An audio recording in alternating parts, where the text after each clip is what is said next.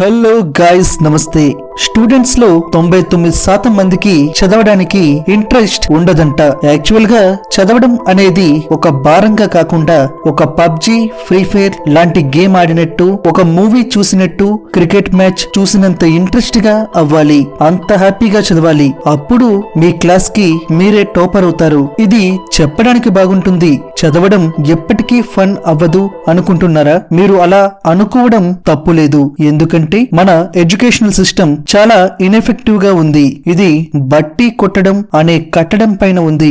ఇంకా నాలెడ్జ్ ఎలా గెయిన్ అవుతుంది? అసలు చదవడం మీ వల్ల ఎందుకు అవడం లేదో తెలుసా? ఒకే ఒక్క పాయింట్ వలన, అదే ఇంట్రెస్ట్ లేకపోవడం. ఈ వీడియోలో చెప్పే 7 పాయింట్స్ పాటిస్తే ఇంట్రెస్ట్ పరిగెట్టుకుని వస్తుంది. బట్ పాటించడం number 1, must follow 21 day rule. మన మైండ్ ఎంత మంచిదో అంత చెడ్డది. దానికి ఎప్పుడూ ఎంటర్టైన్మెంట్ కావాలి. మరి మీకు బ్రైట్ ఫ్యూచర్ కావాలి. నువ్వు చదవాలని బుక్కు పట్టుకున్న ప్రతిసారి అది నిన్ను ఎంటర్టైన్మెంట్ వైపు వెళ్లేలా చేస్తుంది. ఈ రోజు ఎలా అయినా చదవాలి అనుకుని ఒక 10 నిమిషాలు చదివిన తరువాత ఫోన్ లో కామెడీ వీడియో చూసుకుని బుక్ పక్కన పెట్టేసే రోజులు మనందరికీ వచ్చే ఉంటాయి.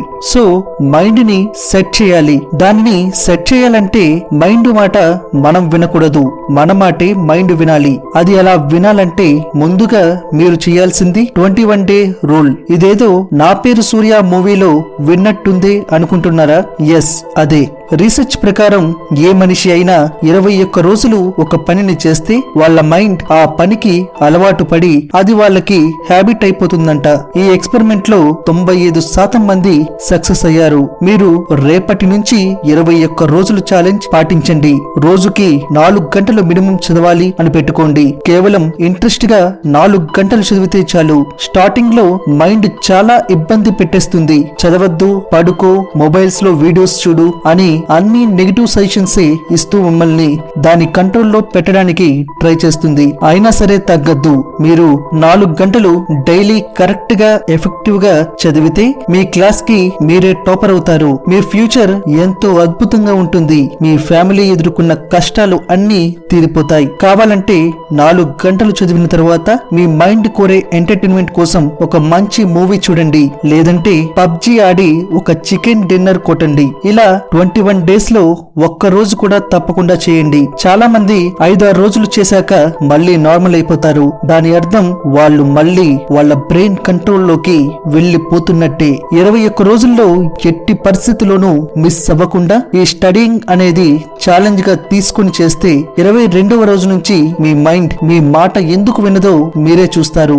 గైస్, ఈ టిప్స్ నచ్చితే ఒక్క లైక్ కొట్టండి. Number 2, remove distractions. ఈ కాలంలో మన చదువుని డిస్టర్బ్ చేసే ముఖ్యమైన వస్తువు మన మొబైల్. చదివినప్పుడు ఈ మొబైల్ పక్కన ఉంటే మనం 18 గంటలు చదివినా ఫోకస్ గా చదవలేం. చదివిన ఆ 4 గంటల టైంలో మొబైల్ పక్కన లేకుండా వేరే రూమ్ లో ఉంచి చదవండి.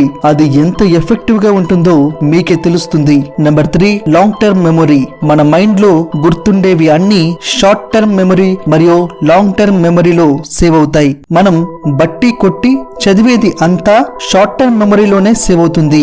బట్టి కొట్టి ఒక ఫోన్ నంబర్ ని 100 సార్లు చదివిన తరువాత చెప్పమంటే ఒక 3 గంటల లోపు చెప్పగలరేమో. ఒక 1 మంత్ తర్వాత చెప్పమంటే చాలా కష్టమవుతుంది. ప్రస్తుతం మన ఎడ్యుకేషన్ సిస్టమ్ ఇలాగే నడుస్తుంది.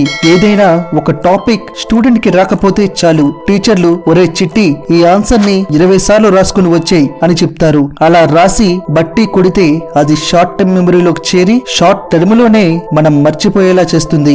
ఎప్పుడైతే ఒక మంచి మూవీ చూసినప్పుడు లేదా వరల్డ్ కప్ మ్యాచ్ చూసినప్పుడు మీరు వాటిని లాంగ్ టర్మ్ మెమరీలోకి పంపిస్తారు. ఎందుకంటే మీరు దాన్ని బట్టి కొట్టరు, గుర్తు పెట్టుకుంటారు. మళ్ళీ మళ్ళీ రిమైండ్ చేసుకొని లాంగ్ టర్మ్ మెమరీలో భద్రపరుస్తారు. ఇలా గుర్తు పెట్టుకోవాలంటే చదివే పారాగ్రాఫ్ ని విజువలైజ్ చేసుకోండి. అంటే స్టోరీస్ చదివినప్పుడు మీ ఫ్రెండ్స్ ని ఆ పాత్రలలో ఊహించుకోండి.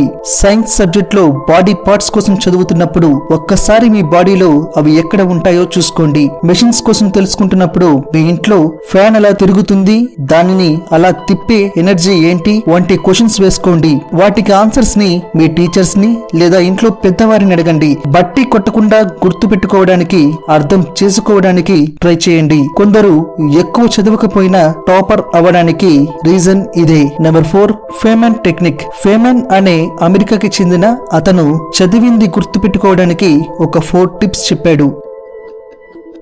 నెంబర్ 1, ముందుగా మీరు చదవాల్సిన టాపిక్ ను సెలెక్ట్ చేసుకుని దానికోసం మీకు ఎంతవరకు తెలుసో రాయండి. నెంబర్ 2, చదివే టాపిక్ మీకు అర్థమయ్యే భాషలోకి, ఈజీ టర్మ్స్ లోకి మార్చుకోండి. కొన్ని కష్టమైన పదాలు, సపోజ్ రెసిస్టెన్స్ అనే పదం ఉందనుకోండి, దానిని స్పీడ్ బ్రేకర్ అనే సింపుల్ లాంగ్వేజ్ లోకి మార్చుకోండి. కరెంటుకు స్పీడ్ బ్రేకర్ లా అడ్డు వచ్చేది ఈ రెసిస్టెన్స్. ఇలా ఈజీ భాషలోకి కన్వర్ట్ చేస్తే మీకు అన్ని ఈజీగా గుర్తుంటాయి. నెంబర్ 3, మీరు చదివింది మీ తమ్ముడికో చెల్లికో ఈజీగా అర్థమయ్యేలా ఎక్స్ప్లెయిన్ చేయండి.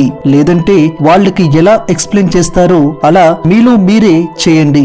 ఎందుకంటే చిన్న వాళ్ళకి చెప్పేటప్పుడు చాలా క్లియర్ గా అర్థం అయ్యేలా చెప్తాం. అలా చెప్పినప్పుడు మనకి ఆ మ్యాటర్ ఇంకా ఎఫెక్టివ్ గా గుర్తుంటుంది. నెంబర్ 4, టాపిక్ ని పిక్చర్స్ రూపంలోకి మార్చుకొని గుర్తుంచుకోండి. హౌ ఎలక్ట్రిసిటీ ఫ్లోస్ అనే టాపిక్ చూసినప్పుడు మీ కళ్ళ ముందు కనబడే వైర్స్ లో కరెంట్ ని విజువలైజ్ చేసుకుని చూడండి.